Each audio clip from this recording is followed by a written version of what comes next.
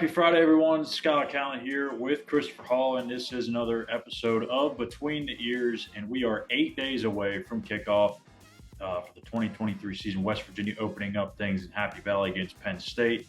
Today, we're going to do a full breakdown of the schedule in a little bit different way. We did something similar last year. We did some different categories of what's a coin flip game, what's an easy win or a lock win, what's a game that's West Virginia has no chance in.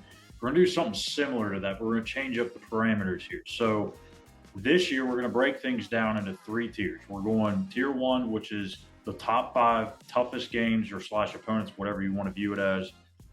Then you have the next five would be tier two. And then in tier three, we're going Duquesne, obviously, and then whoever we put in that group with Duquesne, whoever we think is the easiest opponent or game in that bottom two. So I think we should work backwards here and go to the top. So let's go with tier three.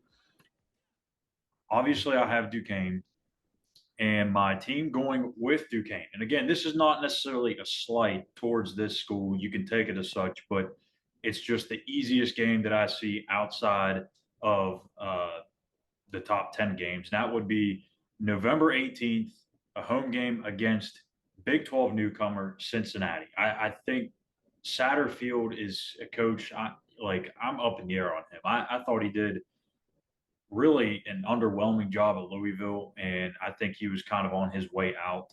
And this was kind of the best situation he could find himself in. And this is not the same Cincinnati team that we saw a few years ago. So I've got Cincinnati with Duquesne in that bottom tier. What do you got, Chris? Yeah, same. Cincinnati, when you have a complete overhaul of the coaching staff, you're coming from a group of five coming up and playing the Big 12. We all know what that's like. We dealt with it 11 years ago. Depth is going to be a concern for them. They do have a lot of talent on the defense, without doubt. There are some talent, but I always think depth is a concern. Then you talk about timing of the team, playing them in Yeah. November. And I think we should definitely put a little asterisk there. Like, none of these games are necessarily easy in the Big 12.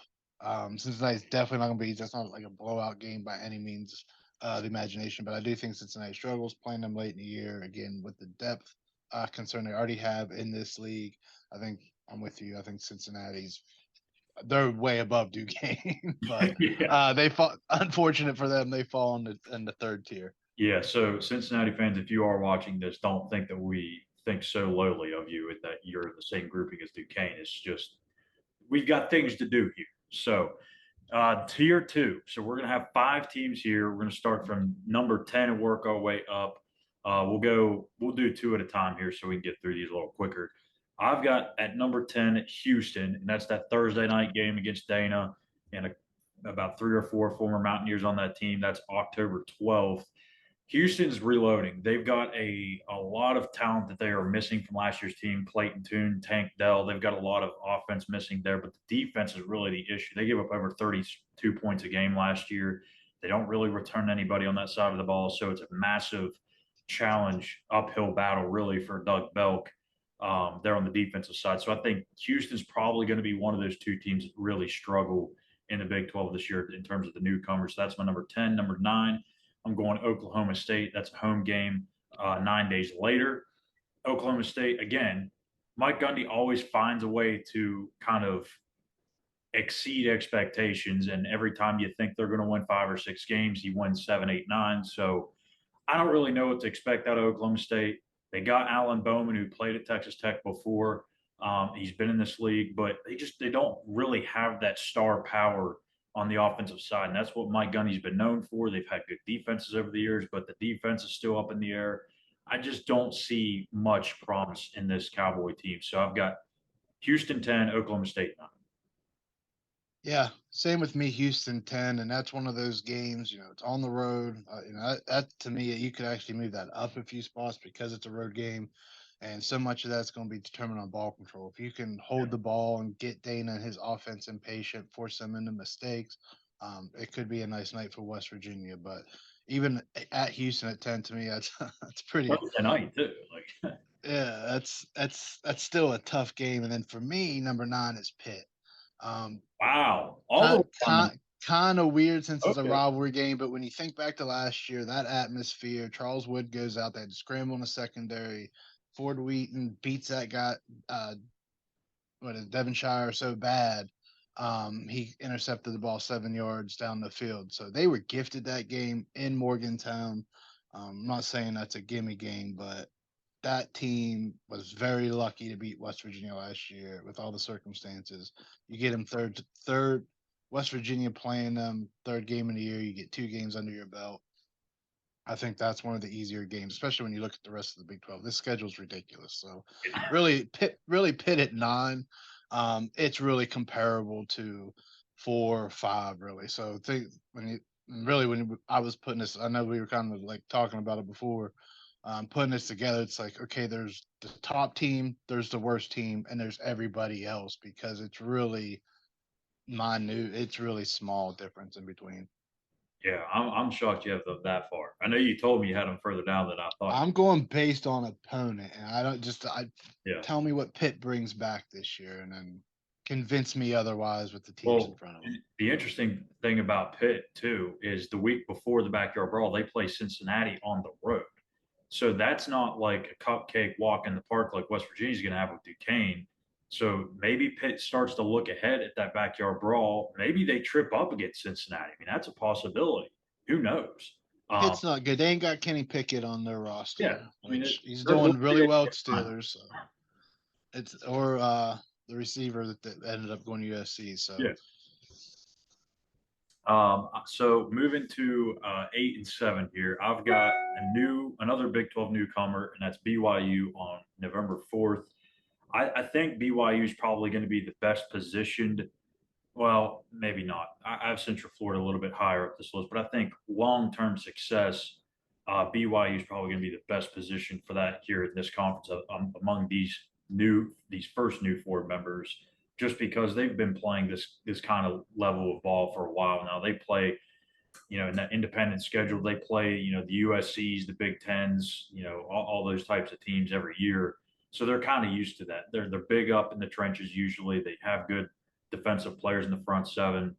So it's going to be a battle. Even late November, I think BYU won't really be hurting depth wise as a Cincinnati or Houston or Central Florida may. So it's a little tricky, but I think it's a game at home they should be able to win. And then number 7, I'm going to the final game of the year, and that's at Baylor. This one's tricky because I don't really know what to expect out of Baylor. Like they feel like a team that could be in that top 3 or top 4 in the Big 12, but they're also a team that you look at what they did last year, they were underwhelming. They didn't live up to expectations. Are they going to be that team again? So you just really don't know what you're going to get there with Baylor. It's kind of a mixed bag in terms of feelings with them. So I've got BYU 8 and Baylor 7. yeah, I got this was hard for me to put them there. Oklahoma State at 8. Um, mainly have them there because it's a home game. If it was on the road, they'd probably jump up into the first tier for me. Uh, Gundy, I think that was what his first consecutive seasons of underwhelming season. So he kind of went against the trend. Usually, when he had down year, he had a better year. I know there was a little bit of quarterback controversy last year, so I kind of expect him to be better this year. And then if you look, I got BYU at 7. Pretty much everything he said. They've played at this level. They are really big up front. They've done a good job recruiting, especially for their area. So I think that's one of the teams that could be again. They could if that was on the road, that's another one right there in the tier Yeah. 5. That's another. That's not going to be an easy game. We saw it was that it was 2016. It was the 2016 when we played them over in Maryland. Yeah. Um, it's all and it was a battle. So again, some this is to me BYU them at 7, and Oklahoma State at 8 is a little tough for me to have them in the second tier because those are easily tier 1 games. But again, Gundy, what he's done at Oklahoma State and the success he sustained, I think they had a little bump in the road with NIL and transfer portal as well. So I think they're going to start turning it around. So that's a tough 8. And again, BYU that they've been playing so well for so long. Um, Coach is totally slipping my mind right now, but I think the same thing that we're going to say with all the newcomers, the depth, getting them late in the year will definitely help them, and then being on the run on at home, uh, will help West Virginia with that game. I think a lot more than if they had to travel to BYU again. I think all the road games to me are pretty much tier one. So BYU's not a gimme. No, they're not. And to wrap up tier two, it's again another newcomer, the last one on this list, and that's Central Florida, October 28th. And this one, I don't know. I almost put them a little bit higher. Actually, I did, and then I kind of reorganized some things. Playing at the bounce house, man, that's going to be a unique atmosphere. I don't know what that's really going to be like. I know the atmosphere there is usually crazy, but for them, get I think this is their homecoming game, if I'm not mistaken. I mean, this is going to be probably a sold out crowd. They're probably going to get off to a strong start. They have a weak schedule at the beginning. So if they can, I think they play Boise State in non-conference. If they get past Boise State and they get off to a strong start, who knows what UCF may do? I've mentioned them as a team that kind of reminds me a lot of West Virginia in that first year in the Big 12 where they got off to a hot start and kind of melted down the stretch. That may be what happens with them, but they've got some playmakers on both sides of the ball. That's a tough game. Again, I may have had them a notch or two higher before I rethought some things. So who do you got rounding out tier two? Same UCF. Shocking, they're the same one. I was reluctant to put them that high. Not high on Malzone, so I just have them six. They have plenty of talent, and if they can gain confidence early and kind of play freely, kind of hopefully what West Virginia to do. I think again, just talked about it. I think depth could be concerned for them. That's why I was a little hesitant to put them as high as I do. But like you said, they have plenty of playmakers. Malzone, I mean, he's a pretty good offense corner. He's going to get the mismatches that you want. So it to me, it's just about depth. Really wanted to put BYU ahead of them because of their size, but being that it was on the road, I gave UCF the edge. Going to our top five, and that is tier one. I've got the backyard brawl here at number five. And again, another one I had probably a notch or two higher before I came to my senses here. The game itself is just going to feel like it's bigger than what it really is because of the rivalry. But when you look at it on paper, if you take the rivalry aspect out of it, there this is probably where I would have it. Number five. Like it's not a team that is probably going to contend in the ACC. They're going to be good, but are they going to be 8-4, 9-3 good? I don't know about that. So I think this game again, being at home, you have the revenge factor into it. You have the crowd behind you this game, even though I mean you could argue that they did last year, but you're definitely going to have the crowd behind you this game. And again, like I mentioned earlier, they may have been looking ahead the week before, may get tripped up against Cincinnati. Maybe they're starting to lose confidence a little bit early in the season. I've got the Pitt Panthers here, number five. And then number four, I've got TCU at the end of September on the road. This is a tricky game because I think TCU still has enough to be in that Big 12 title contention race, whatever you want to call it. They lost a lot, and it's hard to not think about that. They lost Kendra Miller at running back. They lost Quentin Johnson, receiver, Max Duggan, so on and so forth. That's a lot of talent they're missing, but I still think they have enough with Chandler Morris, who actually won that quarterback job to start the year before Duggan took it over. So I've got them at number four.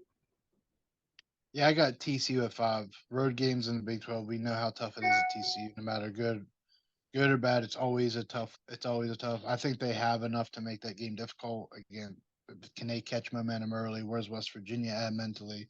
Road games are always tough, especially in conference. We've seen TCU every year since they both joined the conference. They've always been tough games for the most part. So TCU at five, and then number four, I have at Baylor.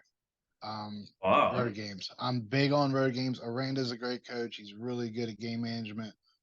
That's not an easy out for sure. On the road to end a year, who knows what health wise, what team is doing what they're fighting for at that point. But at Baylor, without a doubt, Aranda will have those guys ready to play. Baylor's probably going to be one of the teams that we're talking about years to come as one of the top to get into the Big 12 championship and probably the college football playoff. So expect Baylor to make another jump up here. And I guess we won't do predictions yet, but Yeah. Baylor's going to make a jump. Man, I thought you were going to call me crazy for putting this team number 3, but I haven't heard you say them yet. So I feel like you're not gonna get me on this one. So I've got Texas Tech number 3, and I have a feeling that may be actually where you have them too. September 23rd. It's hard to get on that Texas Tech bandwagon because we've kind of heard it before at times under Cliff Kingsbury, and then they win a few games, they get into the top 25, they bounce out, and then they fall apart. But this is a different type team under Joey McGuire. I think they actually have something building here, really on both sides of the ball. Cliff was a heavy offensive minded guy. Joey McGuire is too, but he knows how to build a team. We saw that defense play well in stretches last year. So Texas Tech, again, it's a home game, but they've got Neil Brown's number. Regardless of who the coach has been there, Neil has not won a game against the Red Raiders. So until he knocks them off, I'm going to have them higher up on this list. So Oklahoma out there in Norman, 11-11 again. A team that underwhelmed last year. It seems like the theme here. But I think they have so much coming back. They have really good pieces. Dylan Gabriel. They've got a ton of guys at receiver. They got some guys in the backfield. I think that was a team last year that was just subject to a new coaching staff, and we're still trying to figure things out, learn that new scheme. They lost, I think it was like 6 or 7, or no, I think it was like 5 of their 6 or 7 losses were one-score losses. So it's not like they were getting blown out. I think the only blowout they had was that the game against Texas. So I think they're going to be much better this year. They're going to find ways to win those one-score games, and they're going to be in the thick of things here in the Big 12. Yeah, I have Oklahoma at 3. Um, Obviously, going on the road, just talked about all the road games. Going on the road, obviously, the revenge factor. I don't know if they're going to be contenders for the Big 12. I'm not sure about Venables at all. I don't know if it's the right fit. I don't know if he's a head coach. You know what I mean? Yeah. There's guys that just aren't head coaches. I don't know if he fits the bill there. But at Oklahoma, obviously that's tough. It's still going to be a good program. Still going to be a good team. Like you said, all their losses last year were close losses. So that's 100% going to be a tough game. But I have Tech at number 2. Wow, so I'm not crazy at all. No, Yeah. I think what they have 5 straight wins over West Virginia, 4 straight wins over West Virginia. However long Neil's been here at this point, so yeah, Tech. That's going to be a tough game. It's one of years prior Oklahoma State, right? Didn't beat Oklahoma and then Oklahoma State had to, I think it was 7-game winning streak or something like that. Always picked against West Virginia because until you beat them, they're always going to be your toughest opponent. So to me, Tech for this year, if we're talking about everybody else, that's you have to. It becomes a mental thing at some point. You have to get over that mental hurdle. Uh, it is at home. That's the toughest game I have for West Virginia as their home game is Tech, and that's early in the year. Where's West Virginia at mentally? At that point, what's kind of happening in the season? There's so much that could go on in those first few weeks. That Tech game. I mean, we could be talking about many other things by that point. But even if it's a best case scenario, West Virginia is undefeated, doesn't matter because in the back of all those kids' minds, staff's mind, like, they have to get that win. You could almost put too much pressure on yourself to make a game even harder. So yeah, Tech, that's a big one. It is. Yeah, I think they're going to be for real this year. Like it's the hype is warranted for I one. don't even care if they finish 4-8. Like it's just such a mental thing at this point. It, I think that's the biggest hurdle. I think they can compete with them talent wise. They've always been able to compete with talent wise, but they always seem to make bad mistakes. Maybe it was some of that luck through with Dana that they got some wins early on, kind of, and then we tried to make it. Was that 2018 when they almost made that comeback? Needed a late interception, the whole wildness of that game. So it seems like all the luck's kind of been on their side. Some just West Virginia didn't show up a few games, whatever it's been. It's just mentally they've never been prepared for Texas Tech, and I don't know what it is, but that they've got to get that monkey off the back. yeah, and it's kind of the same with Oklahoma State there too for a while up until last year, where West Virginia. I mean, still they haven't beat Oklahoma State at home, and oh my gosh, what was the last time? 2013. So it's been a while for that as well. So obviously our number one team in Tier 1. We haven't mentioned them yet, so you know who it is. It's Penn State, obviously. There's no one even close, in my opinion. I had Oklahoma too, so I think there's a massive drop off between Penn State and Oklahoma. That this is just a challenging game. You're going to have 100,000 plus fans there, probably upwards of 105, maybe even 110,000. It's going to be the largest crowd that WVU has ever played in front of in the history of their program. And for this to be week one, you got a new starting quarterback. There's a lot of new faces on that offense, even though you have an experienced offensive line. This is going to be a tough challenge week one, right off the rip. So, man, even if you put this game in a neutral site or even in Morgantown, I still think this is clearly number one. Yeah, it's not even close. Yeah. For sure. Fun fact: Penn State hasn't named their starting quarterback, and their fans are all Yeah. up in arms about it as well. I wonder who. I for one hope both teams just put their team managers on the depth chart, because we all know who's going to start. It's not you can put whoever you want on the depth chart. It can change game day anyway, so it's not that big of a deal. But yeah, Penn State, the best advantage West Virginia has, like I said, they're starting a new quarterback. You can kind of maybe get into his confidence a little bit early, maybe an early turnover, maybe a big play offensive kind of forces their hand, maybe speed up. Be interesting to how to kind of manage that. And so much of the tone could be set early, how they want to manage the game. But when you talk about their defense, everyone have, I think they have half their defense are up for awards on all Big 12. I mean, that's a legit defense. Coordinator Diaz, he wasn't the best head coach, but you know what? He's a hell of a defensive coordinator, and they're expected to be one of the top defenses in the country. When you add Garrett Green, yes, he's a fighter. He's someone that loves to compete. It's his first year starting, been here a while. It's going to be interesting how that management, man, that offensive line is going to have its work cut out for him.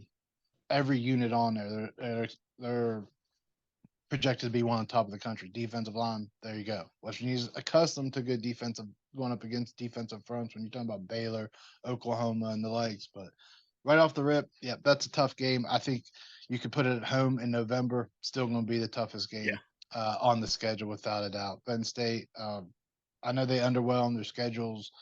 Underwhelming, but it doesn't mean that they're not a good program and they're not one of the top 10 teams in the country.